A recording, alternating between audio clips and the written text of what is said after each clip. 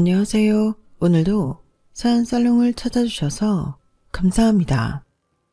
저는 지금 푸른 바다가 바로 보이는 강원도의 한 작은 마을에서 홀로 아들을 키우며 새로운 인생을 시작한 30대 여자입니다. 이 조용하고 아늑한 마을에서 저희 모자는 지금 누구보다 행복한 시간을 보내고 있어요. 그동안 말도 많고 탈도 많았던 저의 결혼 생활과 시댁 식구들과의 스토리를 좀 들려드릴까 해요. 지금 쓰면서도 이게 정말 내게 벌어졌던 일이 맞나 싶네요. 그만큼 놀랍고 믿지 못할 시간들이 주마등처럼 스쳐 지나가는군요. 저는 남들과 크게 다르지 않은 평범한 여자였어요. 나쁘지 않은 학교 성적으로 중상위권 대학을 졸업하고 대기업은 아니지만 어디에선가 한 번쯤 들어봤을 법한 회사에 다니는 지극히 평범한 직장인이었어요. 남편과는 지인 소개로 알게 되었고 오래 만나다 보니 자연스럽게 결혼 이야기까지 오가게 되었어요. 사는 방식이나 집안 규모가 서로 크게 다르지 않고 남편과 아내 역할에 충실하면 무난하게 평생을 함께할 수 있을 줄 알았어요. 실제로 결혼해서 전업주부로서 새 삶을 시작하며 3년이라는 시간이 흘렀어요. 남편 내조도 하고 어린 아이들을 돌보며 단란한 가정을 꾸리고 넘치지도 그렇다고 부족하지도 않은 형편에 만족하며 살고 있었어요. 하지만 남편의 어린 여동생의 결혼 소식이 들려오면서부터 평온한 제 삶에 돌이 던져지기 시작했어요.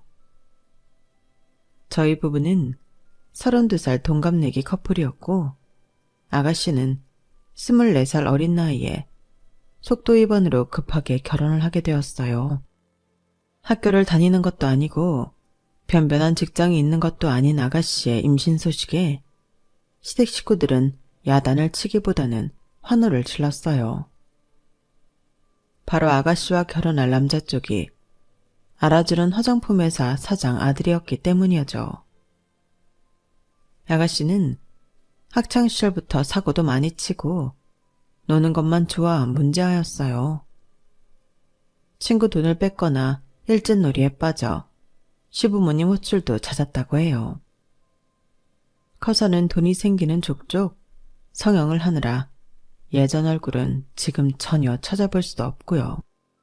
평생 사고만 치면서 살 것 같던 아가씨의 대단한 결혼 소식에 시댁 식구들은 거의 잔치 분위기였죠. 저 역시 축하해주는 마음이 컸지만 시댁에서 하는 말을 들어보면 조금 과한 상상을 하고 있다는 생각이 들더군요. 주희야, 그쪽 집안에서 널 그렇게 예뻐한다며 우리 딸이 이렇게 좋은 집 며느리가 될 줄 누가 알았겠어. 뱃속의 아가가 아주 복덩일세. 세상에나 밥을 안 먹어도 엄마는 배부르다. 사돈이 지 화장품 사장이라니. 남자친구보다 아버님 어머님이 더 극성이셔. 아기가 있으니까 더 조심해야 된다고 땅에 발도 못 붙이게 하신다니까?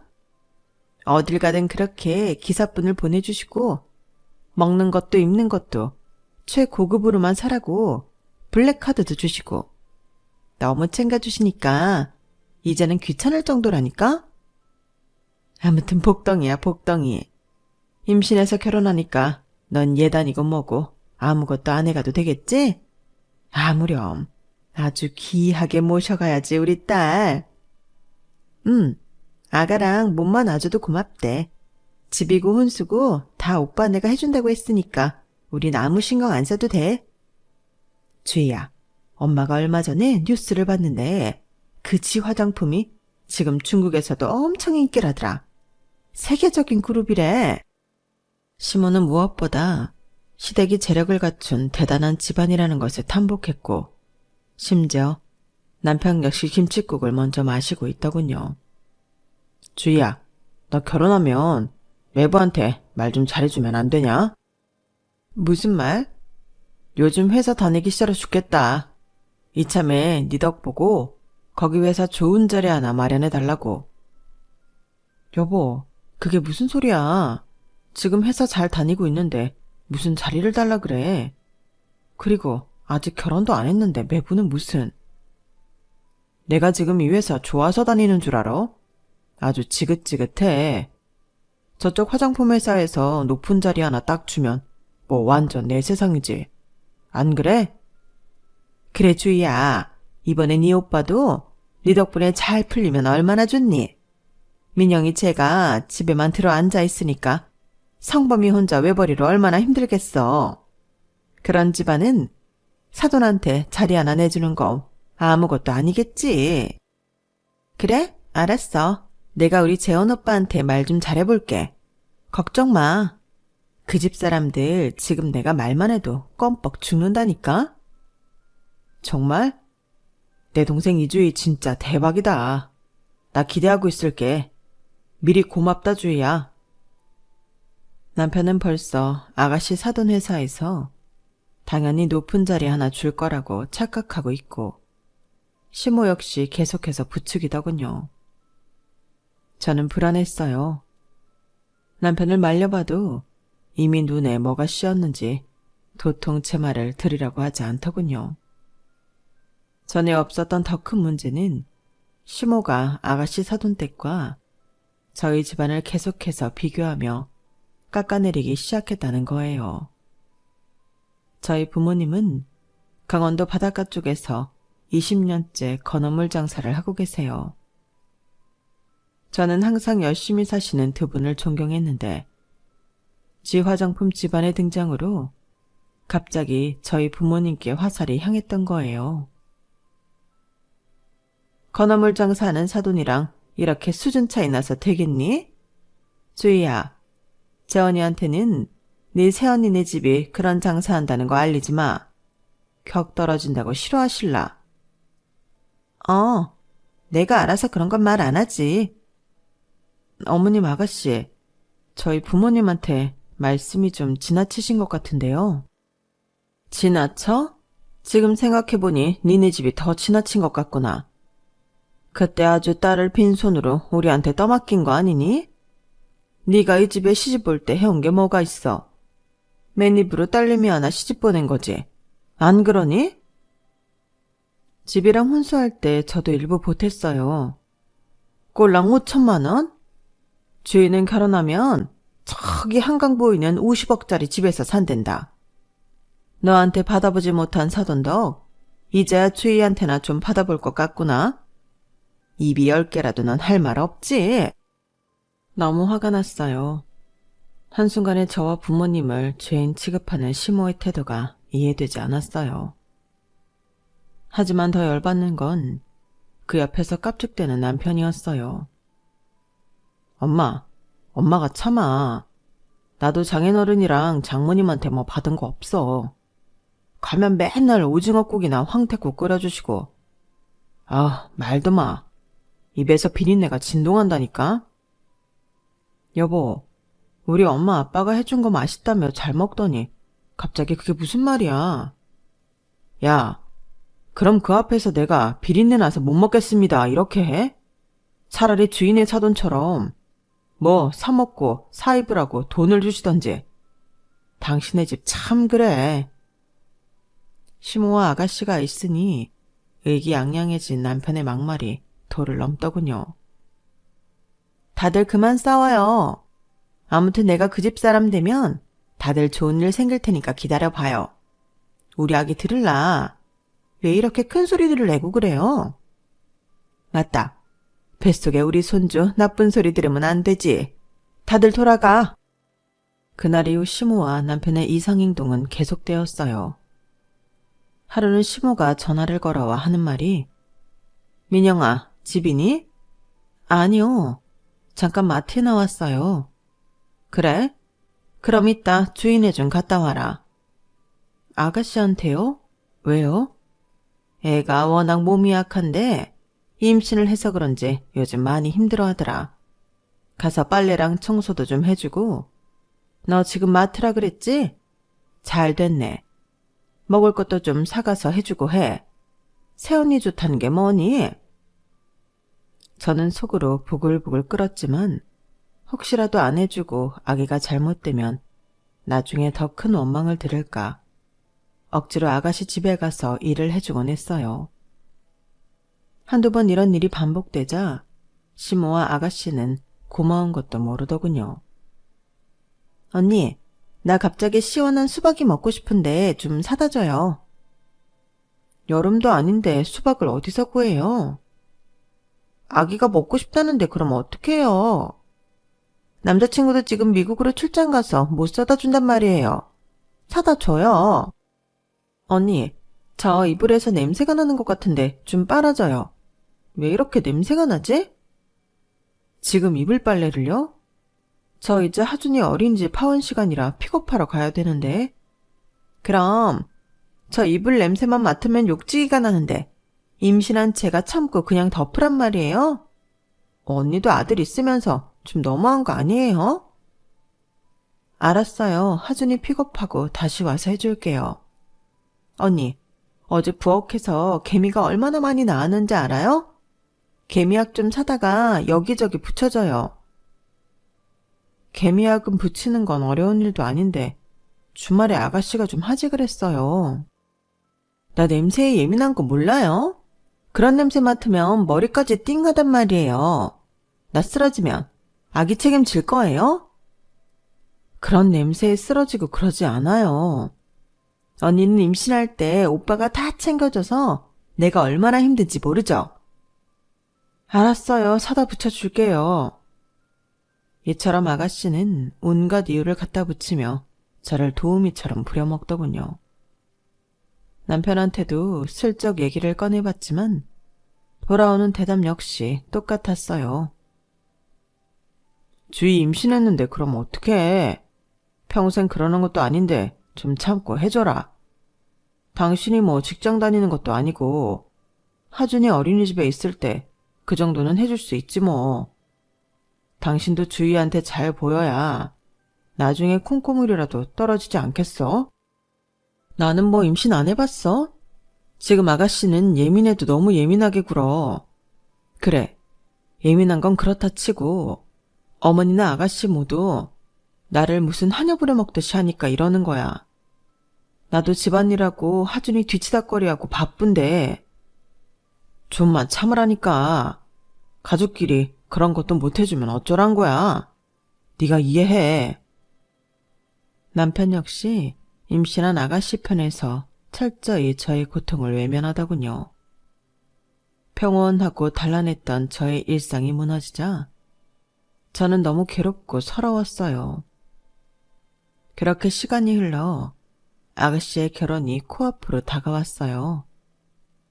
아가씨는 드레스를 입어야 하는데 배가 나왔다며 짜증을 부리더군요. 엄마, 나 원래 날씬하잖아. 그런데 이게 뭐야? 아줌마처럼 배 나온 드레스라니? 우리 주희 이뻐. 임신한 거 뭐 티도 안 나는데. 그래. 그리고 결혼식은 그거 금방 끝나. 이것만 잘 해치우면 아가 낳고 앞으로 네 앞에 탄탄대로가 만들어지는데 이런 거에 너무 신경 쓰지 마. 알았지? 결혼식에 연예인들도 온대. 내가 걔네보다 더 예뻐야 하는데.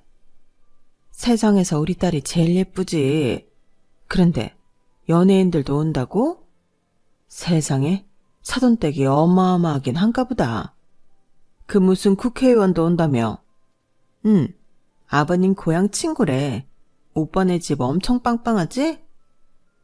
그런 집안 남자를 사주라던 내 딸이 너무 대견하다. 딸 덕에 엄마도 이제 호강길만 열렸어.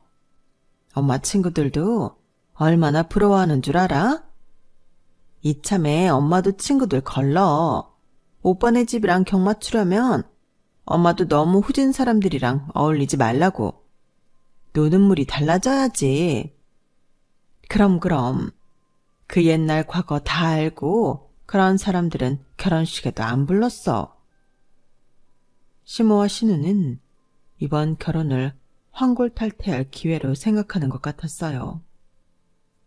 어쨌든 무사히 결혼식도 끝나고 몇 달 뒤 신우도 아이를 출산했어요. 귀여운 아들이었어요. 하지만 진짜 악몽은 그때부터 시작되었어요. 하루는 시모와 남편, 그리고 아들 하준이를 데리고 신우의 아이를 보러 갔어요. 신우가 사는 집은 으리으리하고 화려하게 그지없더군요. 고급 사모님 코스프레를 한 신우는 명품 옷을 입은 아기를 데리고 나왔어요. 우리 손주, 귀하디 귀한 우리 손주. 아우 예뻐라. 엄마 조심해. 애한테 뽀뽀하지 마. 새겨놀 마. 알았어. 아가씨, 아기 낳느라 고생 많았어요. 아기 한번 안아봐도 돼요? 그러세요. 작은 아기를 품에 안으니 하준이 어릴 때가 생각나 기분이 좋았어요. 그때 하준이가 아이를 만져보고 싶다며 손을 뻗쳤어요. 어머, 얘, 너 지금 어딜 만져? 저리 가. 아기한테 떨어져. 하준이 너 지금 아기 만진 거야? 그렇게 함부로 만지면 큰일 나. 맴매할 거야. 시모와 신우의 야단과 윽박에 하준이는 놀라 제 뒤로 숨어버렸어요. 아니에요. 하준이가 만지려고 했어도 제가 못하게 했을 거예요. 하준아, 괜찮아. 놀랐지? 이리 와. 괜찮기 뭐가 괜찮아. 애가 어쩜 저렇게 조심성이 없니? 아무거나 덥석덥석 만져보려 하고. 우리 귀한 손주 얼굴에 손톱 자국이라도 나면 어쩌려고. 너 애 단속 좀 잘해라. 어머니, 하준이가 꼬집은 것도 아닌데 왜 그러세요? 얘도 아직 애기예요. 그렇게 소리 지르시면 하준이 놀라잖아요. 그러니까 왜 소리를 지르게 해? 너 얘가 어떤 앤 줄 알고 그러는 거야? 같은 핏줄이라고 다 같은 손주 아니다. 얘는 엄청난 고급 유전자를 갖고 태어난 애라고. 네? 옛날 같았으면 장차 왕이 되라라고. 하준이랑은 비교할 수도 없어. 너무 황당했어요. 같은 손주인데 누구는 천하고 누구는 귀하다뇨. 그것도 애들의 할머니인 시무가 앞에서 그런 소리를 하는 게 어이없더군요. 남편은 급하게 저와 하준이를 데리고 나왔고 얼렁뚱땅 넘어가려고 했어요. 쟤는 지 회사 손주야. 나중에 그 큰 회사를 물려받을지도 모르는데 네가 그냥 흘려들어. 엄마도 놀라서 하준이한테 그렇게 말한 걸 거야. 하준이도 어머니 손주야. 쟤도 그냥 잘 사는 할아버지 손주인 것 뿐이잖아. 애가 귀엽다고 만져본 것 뿐인데 그렇게 큰 소리로 야단칠 일이냐고.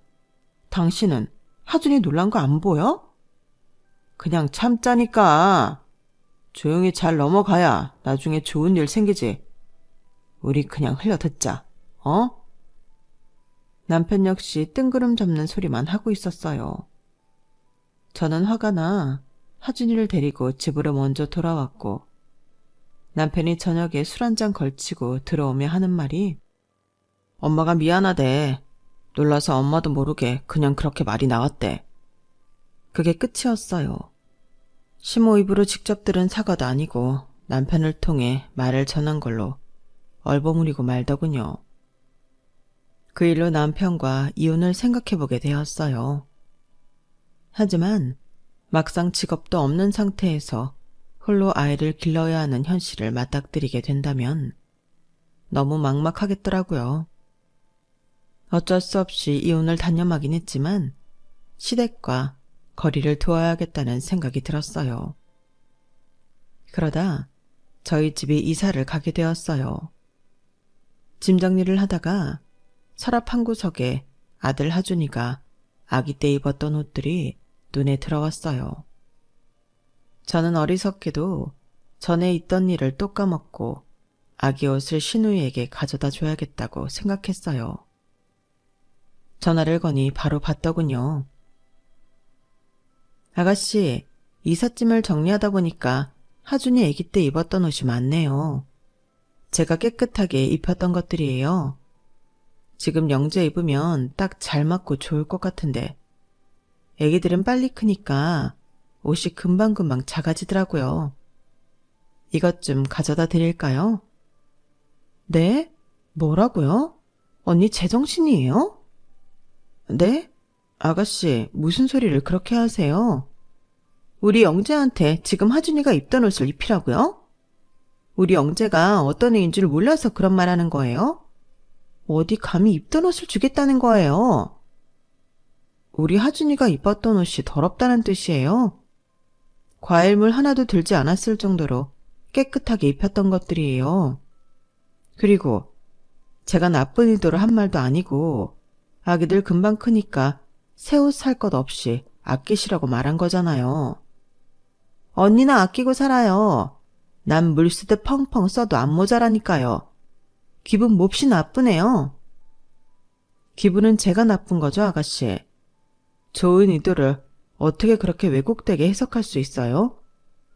좋은 의도든 나쁜 의도든 우리 애한테 남이 입혔던 걸 또 입히겠다는 생각 자체가 더럽다고요. 남이요? 하준이가 남이에요? 말이 그렇단 거죠. 우리 영재는 양말도 명품만 신겨요. 그런데 입던 옷이라니. 이런 데서 레벨 차이가 나는 거예요. 알았어요? 저는 순간 뒤통수가 땡기더군요. 이게 그렇게까지 욕먹을 일인 건지, 내가 뭘 얼마나 잘못한 건지 이해가 안 됐어요. 정신을 차릴 틈도 없이 바로 시모에게 전화가 왔어요. 얘, 너 정신이 있니? 어디 감히 하준이가 입던 걸 영주한테 준다 그래? 네? 어머니까지 왜 이러세요? 왜 이러긴? 귀한 우리 손주한테 어떻게 입혔던 중고를 들이대? 내가 전에 뭐라 그랬어? 영재는 귀한 DNA를 갖고 태어난 애라고 했잖아. 그때 말귀 못 알아들었니? 아무거나 먹이고 아무거나 입혀도 되는 애가 아니란 말이야. 어이가 없어서. 어이는 제가 없어요, 어머니. 하준이도 똑같은 손주인데 어떻게 그렇게 말씀하세요? 어머니도 하준이가 입었던 게 더럽다고 생각하시는 거예요? 더럽고 안 더럽고가 중요한 게 아니라 귀하디 귀한 우리 영재한테 새 것 먼저도 모자란데 어떻게 그걸 갖다 줄 생각을 하냔 말이야. 입히려면 고어원이나 갖다 주든지. 주겠다는 네 생각만 하지 말고 받는 사람 입장도 좀 생각해야지. 받는 사람이 싫다는데. 그럼 그냥 괜찮다고 하면 되지. 왜 우리 하준이까지 더럽네 어쩌네 하면서 심한 말을 하는 건지 이해할 수가 없네요. 제가 옷을 싸들고 집 앞에 찾아간 것도 아니고 정말 좋은 의도로 물어본 건데 어머니나 아가씨 두 분 다 이렇게까지 난리 피울 일인지 모르겠네요.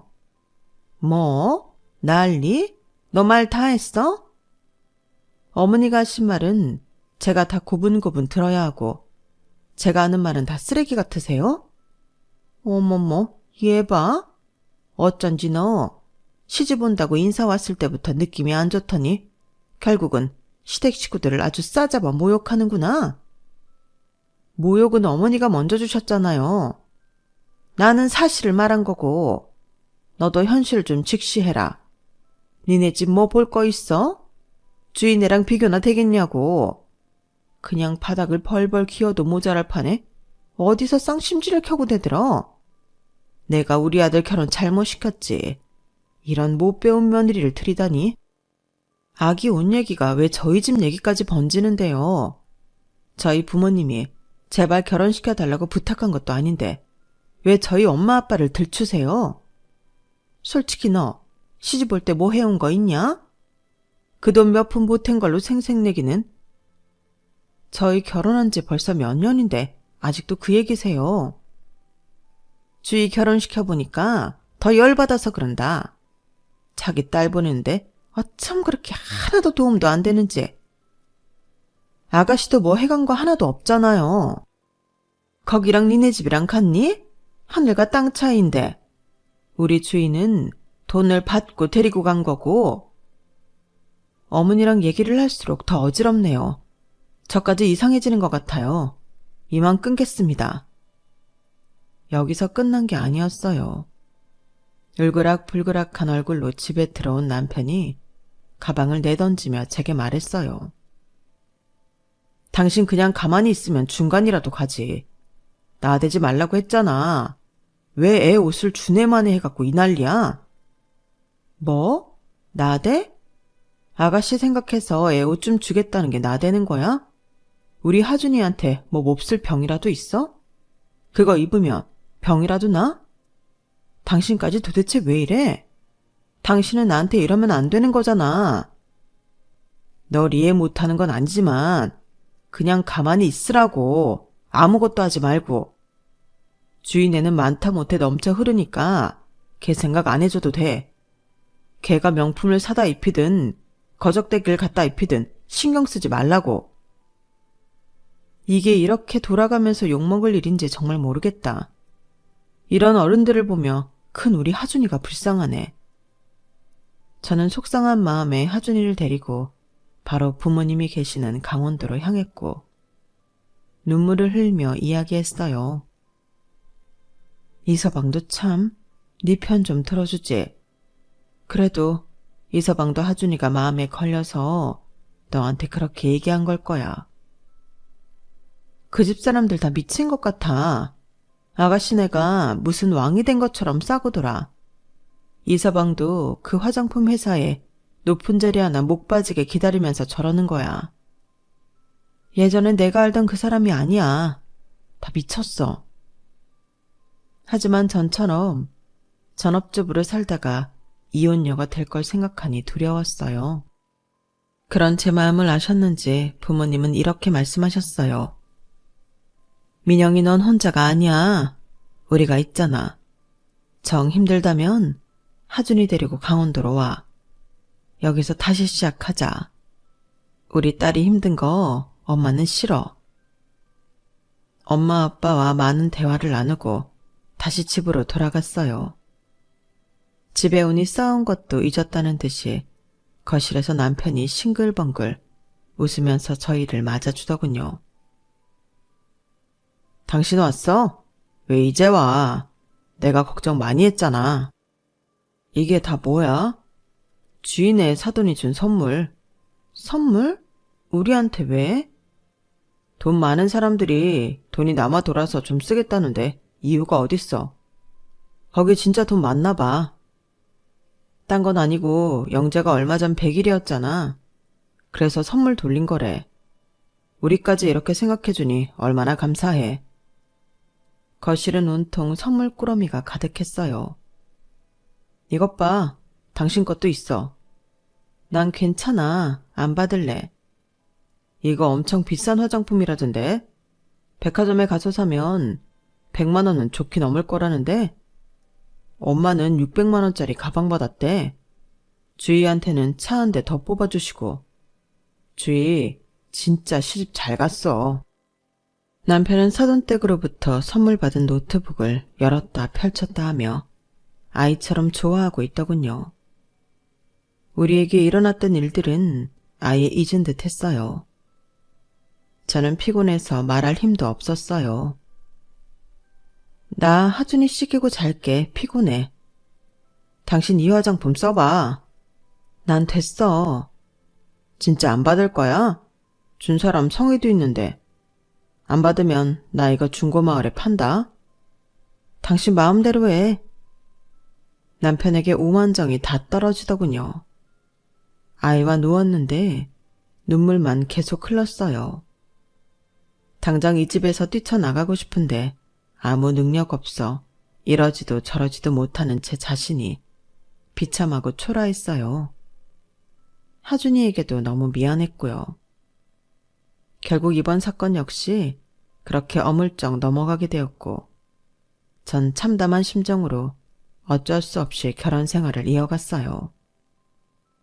다만 그날 이후로 명절이나 큰 행사 빼고는 저는 시댁에 일절 찾아가지 않게 되었어요. 처음에는 시모에게 괘씸하다는 말을 들었지만 시간이 지나니 저한테 아예 관심을 끊으셨어요. 아무튼 서로 만나서 불편해지는 경우가 줄어드니 그나마 낫더군요. 2년 동안 그렇게 지내니 다시 제 생활이 안정되는 느낌이 들더군요. 그러는 동안 하준이는 유치원을 다녔고 신우는 그 사이 둘째 아이를 낳았어요. 어느 날 엄마에게 다급한 전화를 받게 되었어요. 민영아, 어쩜 좋니? 이모가 하늘나라로 갔어. 뭐? 이모가? 이모는 결혼도 안 하고 자식도 없는 노처녀였는데 엄마와 가까운 거리에서 살았어요. 자매가 서로 의지하고 살갑게 지냈는데 작년부터 이모가 몸이 안 좋아지더니 1년 만에 돌아가신 거예요. 강원도로 급하게 가서 이모 장례를 치러야 하는데 하준이를 데리고 갈 수가 없었어요. 저는 남편에게 연락을 했어요. 이모가 돌아가셔서 나 지금 빨리 강원도 가야 해. 오늘 나 대신에 하준이 유치원 끝날 때 맞춰서 꼭 데려와. 저는 부랴부랴 강원도를 향했고 상심에 빠진 엄마를 달래며 장례 준비를 시작했어요. 저한테도 참 잘해주던 이모였는데 이젠 볼 수 없다고 생각하니 눈물이 흘렀어요. 하지만 엄마 때문에 마냥 슬퍼할 수만은 없었죠. 늦은 저녁 시간 한참 조문객을 받고 있는데 모르는 번호로 전화가 왔어요. 이하준 어린이 어머니시죠? 네, 맞는데요. 어디시죠? 여기 경찰서입니다. 하준이를 저희가 보호하고 있습니다. 순간 머리가 띵해지며 아찔했어요. 저는 상복을 입은 채로 미친 사람처럼 달려갔어요. 경찰서에 가니 하준이가 멍하니 앉아있더군요. 하준아, 너 왜 여기 있어? 엄마. 저를 본 하준이는 펑펑 울기 시작했고 저도 놀라서 같이 울었어요. 다행히 어머님이 미아 방지 지문 등록을 미리 해놓으셔서 이렇게 찾을 수 있었네요. 아버님은 계속 시도했지만 통화가 안 되더군요. 이상했어요. 분명히 남편한테 하준이를 부탁하고 간 건데 연락이 안 된다는 것이요. 하준이를 진정시키고 집으로 데려갔어요. 하준아, 어떻게 된 거야? 아빠가 유치원으로 데리러 안 왔어? 할머니가 왔어. 할머니가? 할머니가 와서 같이 주의고문에 갔었어.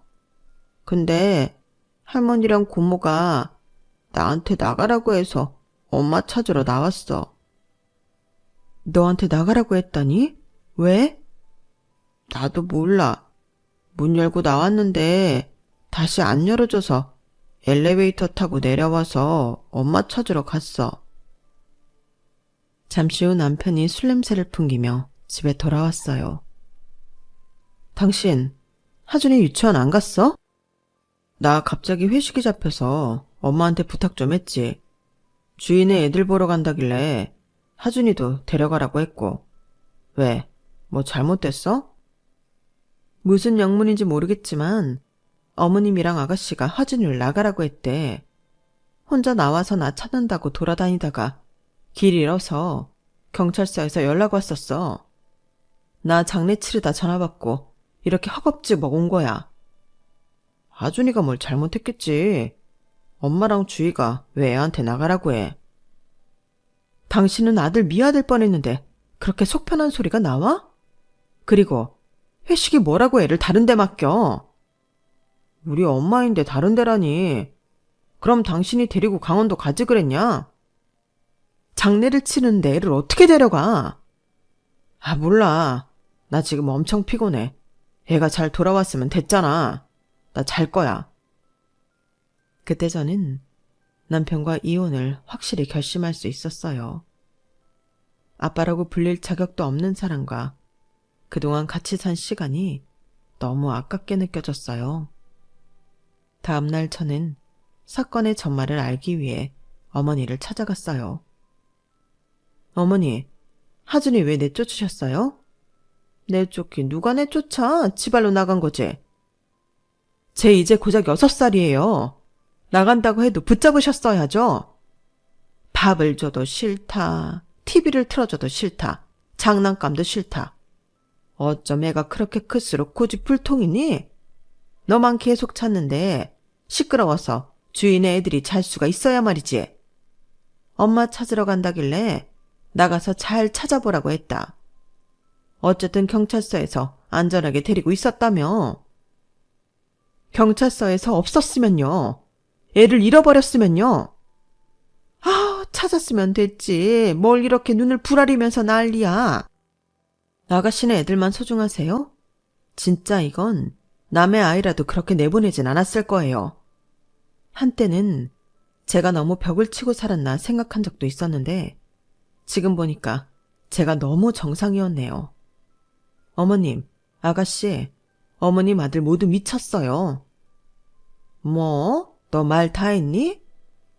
전 이제 미친 사람들이랑 말도 섞기 싫어요. 저 하준이 아빠랑 이혼할게요. 가진 것도 없는 게 이혼은 무슨? 왜? 이혼하고 니네 부모님한테 가서 건어물이나 팔려고? 네 마음대로 해라. 피가 거꾸로 솟구치고 살인 충동이 일어나는 것을 겨우 참고 돌아왔어요. 제가 밖에서 구걸을 하며 살더라도 이런 사람들과 제 아들을 핏줄이랑 끈으로 엮이게 할 수는 없었어요. 그날 부모님께 모든 것을 털어놓았어요. 부모님은 얼른 정리하고 강원도로 오라며 말씀하셨고요. 남편은 생각보다 쉽게 이혼을 해주더군요. 나는 참 당신이 안타까워. 왜 지 복을 차고 앉아있을까? 그게 무슨 소리야? 주인의 집안이 보통 집안이야?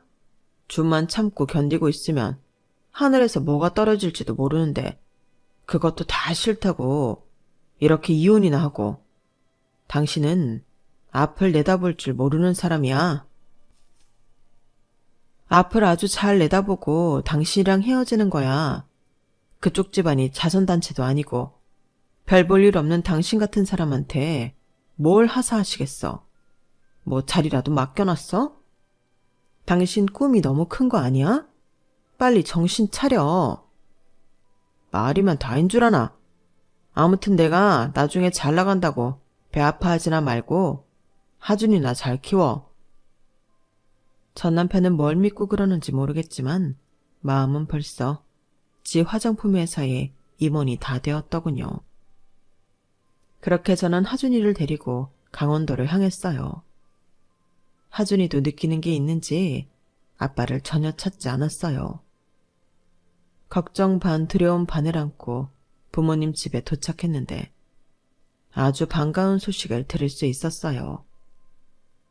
엄마와 아빠가 5층짜리 상가 안에서 건어물 장사를 하고 계셨는데 사실 그 건물이 돌아가신 이모 것이었거든요. 평생을 혼자 산 이모는 돈을 모아 건물과 지금 사는 아파트를 사뒀고 자식이 없어 줄 사람이 없었죠. 죽음이 가까워진 것을 느낀 이모는 아파트와 건물 모두 엄마 명의로 돌려놓았고 엄마는 갑자기 큰 재산이 생기게 된 것이에요. 네가 이모 아파트에서 살고 싶다면 그렇게 하렴. 우리랑 같이 지내고 싶으면 그 아파트를 아예 팔던지 전세를 놔도 되고.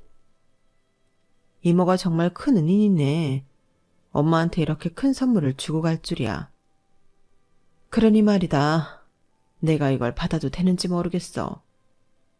불쌍한 내 동생 결혼도 못 해보고 자식도 없이 평생 돈만 모으다 죽었는데 내가 이걸 정말 받아도 되는지.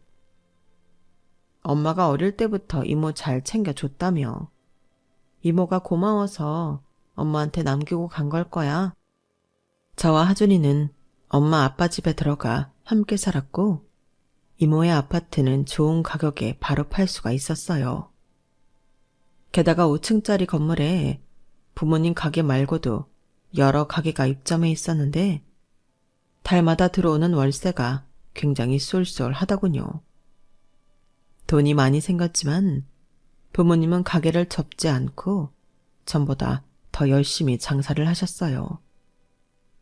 저 역시 그 건물에 작은 카페를 차려 새로운 일에 도전해보게 되었어요. 바다 뷰가 좋은 곳이라 손님들이 제법 끊이지 않는답니다. 하준이도 이곳에 잘 적응하고 밝게 잘 지내고 있어요. 할머니, 할아버지, 엄마의 사랑을 듬뿍 받으면서요. 저도 이제야 제 삶을 다시 찾은 느낌이라 하루하루가 설레고 카페 일을 즐기고 있어요.